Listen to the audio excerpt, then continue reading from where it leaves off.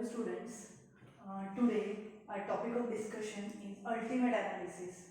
Till the last lecture we have seen analysis of coal.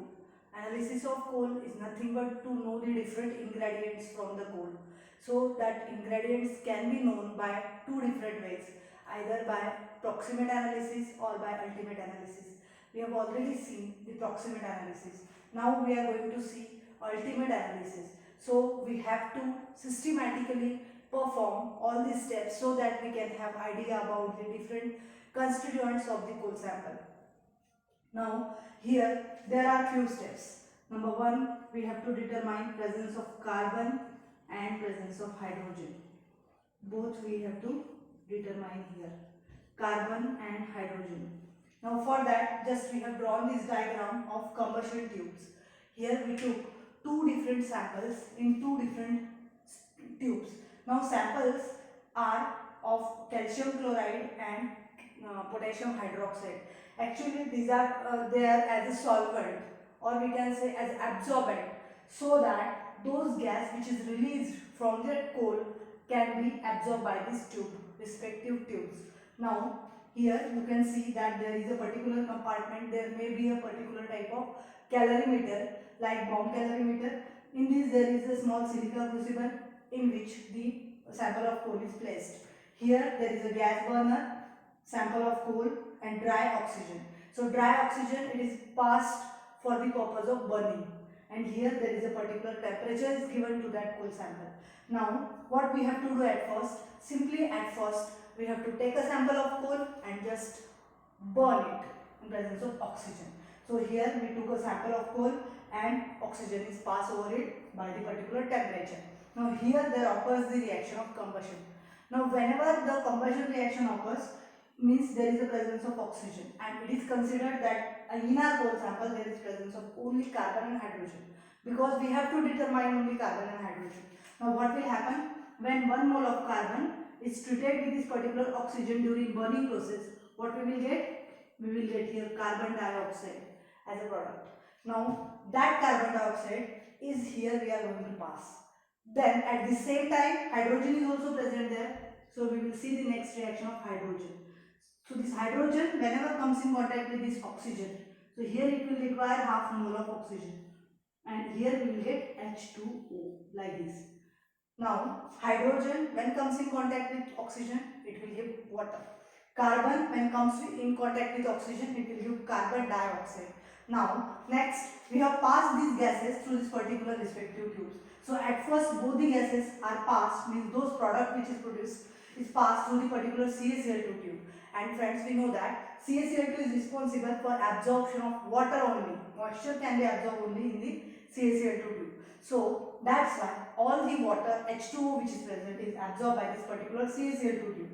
Now whenever it is absorbed with the CaCl2 tube, this water, you can write here CaCl2 plus. But here we have to take this not 1 mole but 7 mole of that water molecules. So that's why if we write here 7, then we can get here CaCl2.7H2O. So this is a particular hydrated product of the water with CaCl2. Now next is about CO2. Now from this, here there is absorption of only H2O occurs. Now after that those sample or the product of the particular carbon and hydrogen, now here only the product of hydrogen is absorbed, that is water, while the product of carbon, that is carbon dioxide, is now remain or present in that particular product. Now after that, that carbon dioxide is allowed to pass through the next tube. Whenever it is allowed to pass through next tube, which is having already in it KOH, which is there as absorbent, so in that KOH total CO2 gets absorbed. So here we can write plus KOH. And for the particular reaction, to get a particular product, we will write here twice KOH. So in this way, formation of K2CO3 plus H2O. In this way we will get a product. So whenever we pass that particular product of the combustion of that particular sample of coal, we have got such type of products. Now we consider that atomic weight of carbon is 12, of oxygen is 16 for a single atom. Then here there are 2 atoms, so therefore it is 32. So 12, 16 plus 16, 32, 32 plus 12, there is 44 molecular weight of carbon dioxide. Now same about the hydrogen. Hydrogen is having its molecular weight 2, oxygen is having molecular weight 18 and 2 oxygen 32, but here half of the 2, that means single. So here there is a 16 and here we get of a single mole there is a 18 molecular weight of that hydrogen, that is H2O. Now we have to form or produce here a formula from this particular equations, or we can say that reactions. So here 1 mole of carbon when treated with a 32, that is 1 mole of oxygen, we have got a 1 mole of carbon dioxide. So from this we can calculate percentage of carbon and percentage of hydrogen. So percentage of carbon when we see is here increased weight of carbon is absorbing KOH, so that's why increased weight of KOH2 into 30 into that is 12 upon total weight of coal sample, which is at first taken, because in that total weight there is a presence of that particular carbon. So total weight of coal sample into molecular weight of this CaCl, that is CO2. So 44 into 100. So in this way we can get a percentage of carbon.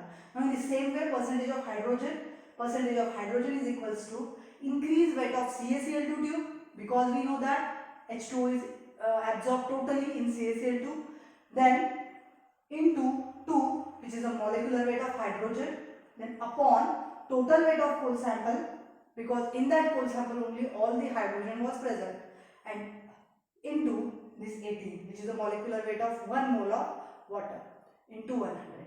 So in this way we can calculate percentage of hydrogen and carbon. We will write this, that just I have said. So first of all, percentage of carbon is equals to increased weight of in which tube carbon is absorbed, in KOH. So KOH tube, increased weight of KOH tube into here atomic weight of carbon, that is 12 upon total weight of coal sample, into now molecular weight of CO2, that is 44 and into 100. So in this way we can calculate simply presence of carbon. Now presence of hydrogen. How can we calculate? In the same way, increased weight of here CaCl2 tube into 2, which is a molecular weight of 1 mole of hydrogen upon total weight of coal sample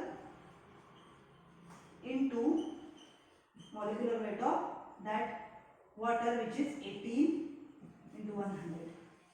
So in this way we can get a percentage of hydrogen and percentage of carbon. Now the first step in ultimate analysis to determine presence of carbon and hydrogen.